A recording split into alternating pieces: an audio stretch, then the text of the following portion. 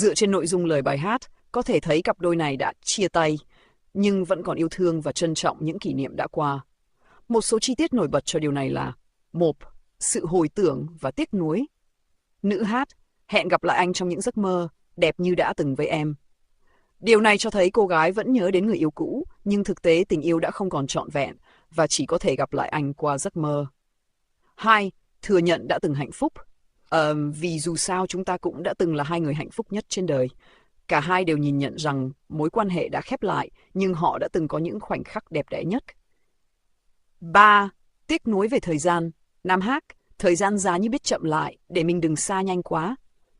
Đây là lời nuối tiếc, khi cảm thấy mọi thứ diễn ra quá nhanh, chưa kịp níu giữ thì đã mất nhau. Chấp nhận sự chia ly. Nam hát thích cái cách mà mình yêu hết lòng dù vẫn biết sẽ phải rời xa. Lời này cho thấy anh chàng đã biết rằng tình yêu này sẽ không kéo dài mãi mãi, nhưng vẫn trân trọng khoảng thời gian bên nhau.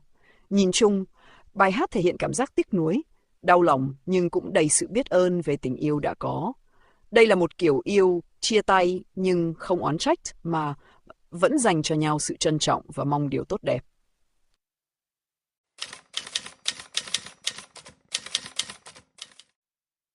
Bài hát này mang đến cho chúng ta một không gian đầy cảm xúc, với những suy tư sâu sắc về tình yêu, những kỷ niệm đẹp và cả nỗi tiếc nuối khi phải chia xa. Hãy cùng mình phân tích từng phần một cách cảm xúc nhưng cũng đầy hài hước, gần gũi nhé. Bắt đầu bài hát là một cảm giác lắng đọng từ người nữ. Hẹn gặp lại anh trong những giấc mơ.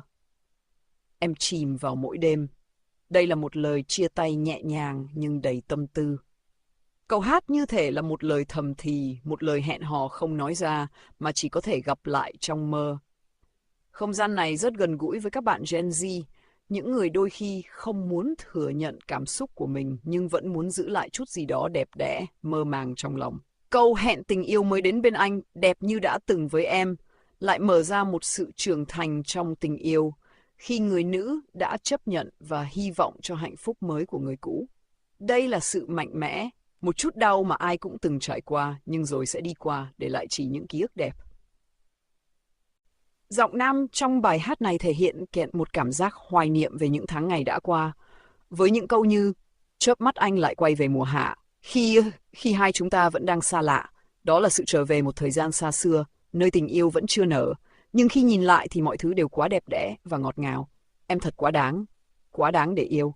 Có thể khiến người nghe mỉm cười vì cách nói này rất đáng yêu nhưng cũng rất thật.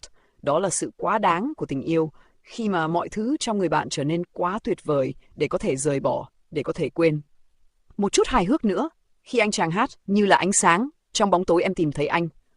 Câu này vừa dễ thương vừa sâu sắc, bởi đôi khi trong những lúc tối tăm nhất, chỉ một ánh sáng nhỏ thôi cũng có thể soi sáng cả cuộc đời.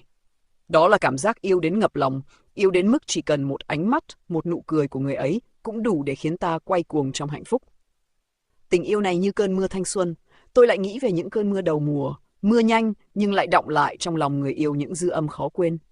Mưa thanh xuân là thế, trong sáng, nhẹ nhàng mà cũng rất mạnh liệt, dù chỉ một lúc nhưng đủ để ghi dấu. Và khi anh chàng hát, anh luôn mong được thêm một lần rồi lại thêm một lần, đắm chìm. Đây là khoảnh khắc của sự bồng bột, sự khát khao không bao giờ đủ, giống như những lần yêu đầu tiên, bạn luôn muốn thêm một lần nữa, chỉ thêm một lần nữa thôi.